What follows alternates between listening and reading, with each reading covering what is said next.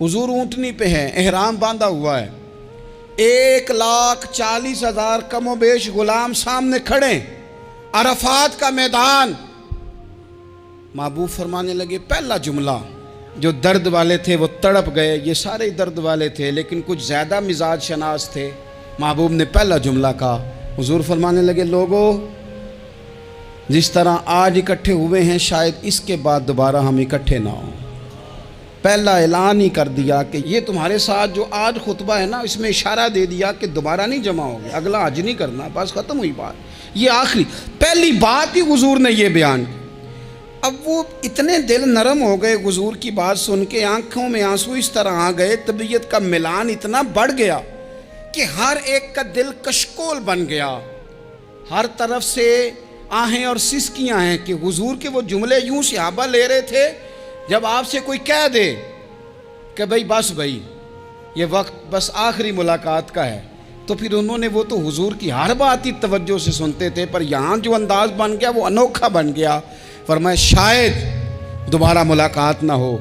फिर मेरे करीम महबूब सल्लल्लाहु ताला अलैहि वसल्लम ने फरमाया, जिस तरह तुम्हारे लिए ये शहर हुर्मत वाला है, मक्का हुर्मत वाला है ना, एक नेकी करो तो मक्के में 1,00,000 का सवाब, हरम मक्का में एक गुनाह करो तो वो भी 1,00,000 लिखा जाता है, हुर्मत वाला है, बड़ी इज्जत वाला है।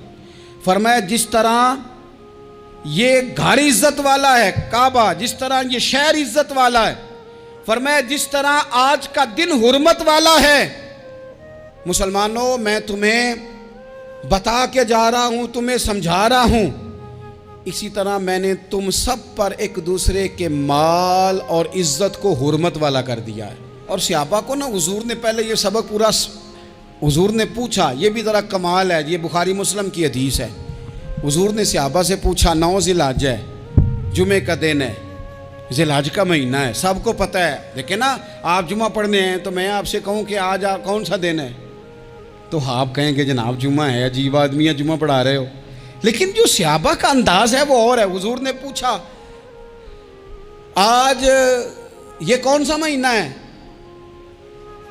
ये अदब है, ये मकाम है, ये वो मकाम है जहाँ बहुत सारे सिर्फ अकल वाले बंदे जो होते हैं ना, वो बेचारे गिरते पड़ते हैं, कहते हैं जी बात आती हो तो बतानी चाहिए, ये क्या बात हुई जी, बंदा बोले ही ना, ये क्या लेकिन कुछ लोग ऐसे हैं जिनका धारा अदब कुछ और होता है, उन्हें ढेरों बातें भी आती हों तो हर जगह बात करने की नहीं होती, सब जगह कहानियाँ सुनाने की नहीं होती। हुजूर ने फरमाया कौन सा महीना है? कुर्बान जाएं। भैया को जुबान हो के कहने लगे, वल्लाहु व रसूलहु आलम, अल्लाह जाने अल्लाह का रसूल जाने। सानू ते कैद सज्जन दा गहना है, वो जिंज रखे असा उंज रहना है, हमें क्या पता। पूछा किसी ने, लिखा है सूफिया ने, किसी ने पूछा, ओए तुम्हें पता नहीं, कहने लगे चुप कर, हमें क्या पता कौन सा महीना है। तो हुजूर ने फरमाया आज तारीख कौन सी है? भाई साहब को पता था ना 9 ज़िलहज को ही हज होता है, कौन सी तारीख है? कहा वल्लाहु व रसूलहु आलम, अल्लाह जाने अल्लाह का रसूल जाने। कुर्बान जाए। हुजूर ने पूछा दिन कौन सा है? सबको पता है जुम्मा है। कहने लगे वल्लाहु व रसूलहु आलम, अल्लाह जाने और अल्लाह का। वो सहाबा बता क्यों नहीं रहे? तो अहले मोहब्बत कहते हैं सहाबा का जवाब ये था, हमें कोई महीनों से गरज है, हमें कोई दिन से गरज है, हमें कोई तारीख से गरज है। हाजियो आओ शहनशाह का रोजा देखो, काबा तो देख चुके, काबे का भी काबा देखो, हमें तो महबूब से गरज है। महीना था ज़िलहज का, अगर हुजूर कह देते ज़िलहज नहीं ज़ीक़ाद है तो हमने ज़ीक़ाद ही बना लेना था। तारीख थी 9, अगर हुजूर फरमा देते 11 है तो हमने 11 ही बना लेनी थी। दिन था जुमे का, अगर हुजूर कहते पीर है तो हमें क्या लगे, हमें तो महबूब की रज़ा चाहिए। आप देखें ना, एक सहाबी के हाथ ज़रा लंबे थे तो हुजूर ने फरमाया या ज़ुल यदैन, और लंबे हाथों वाले। उनसे कोई पूछता नाम क्या है तो कहते मेरा नाम है 2 हाथों वाला। ओ भाई मेरे भी 2 हैं, तू क्यों 2 हाथों वाला? कहने लगे ये नहीं मुझे पता, मुझे नबी पाक ने कहा 2 हाथों वाला। तो ठीक हो गई, जो हुजूर ने नाम रख दिया। तो हुजूर सैयद आलम ने पूछा, फिर हुजूर ने हुर्मत याद कराई, फरमाया याद रखो ये दिन भी बड़ी इज्जत वाला है, जुम्मे का है, ये महीना भी बड़ी हुर्मत वाला है, ज़िलहज का है, ये तारीख भी बड़ी हुर्मत वाली है।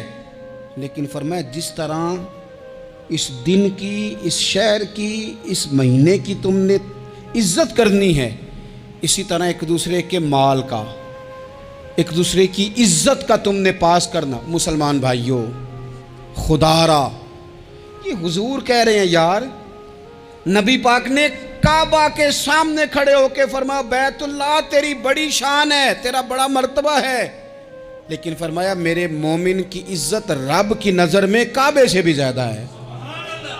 ہم کیسے بیٹھ کے یار، ہم کیسے جرأت کرتے ہیں کسی کی پگڑی کھولنے کی کونے میں بیٹھ کے؟ ہم اپنے گھر بیٹھ کے کسی پر تبصرہ کر گئے، کسی بندہ مومن کی عزت اچھال گئے، بالکل پتہ نہیں تھا بات کا اور ہم نے کہانی بنا دی پوری کی پوری، داستان سرائی کر گئے۔ صبح سے شام تک ہماری گپ شپ کا عنوان کیا ہے؟ کسی نہ کسی کا شکوہ، کسی نہ کسی کی شکایت، یہ ہماری گپ شپ ہے۔ خدا را حضور نے تو خطبہ حجۃ الوداع میں پہلا سبق یہ دیا تھا کہ میرے جانے کے بعد ایک دوسرے کی عزت کرنا، اور اسی خطبے میں ایک جگہ پہ فرمایا یہ نہ ہو کہ میرے جانے کے بعد تم ایک دوسرے کی گردنیں مارنے لگ جاؤ، ایک دوسرے کی عزتوں کا خیال کرنا، پاس کرنا۔ مسلمانوں، میرے عزیز بھائیوں، بزرگوں، عزتوں کا دفاع شروع کریں۔ تھوڑی دیر کے لیے اپنی زبان لوگوں کے اوپر تبصرہ کرنے سے کنٹرول میں لائیں۔ کچھ چیزیں ایسی، میں مختلف شہروں میں جاتا ہوں، جس شہر میں گئے وہاں لوگوں نے یہ کہا جناب یہاں جو مولانا ہے نا، بعض لوگ یہ باتیں بڑی چسکے لے کے سنتے ہیں، یہاں جو مولانا ہے نا وہ کچھ نہیں کرتے، آپ بڑے اچھے ہیں، یہاں جو پیر صاحب ہیں وہ بڑے گڑبڑ ہیں، آپ بڑے اچھے ہیں۔ تو میں ان سے کہتا ہوں کہ میں اس لیے اچھا ہوں کہ میں تھوڑی دیر کے لیے آیا ہوں، میں نے چلے جانا ہے۔ اور دوسری بات یہ کہ مجھے آپ جتنا مرضی اچھا کہہ لیں، میں نے رخصت ہو جانا ہے 2-3 گھنٹوں کے بعد۔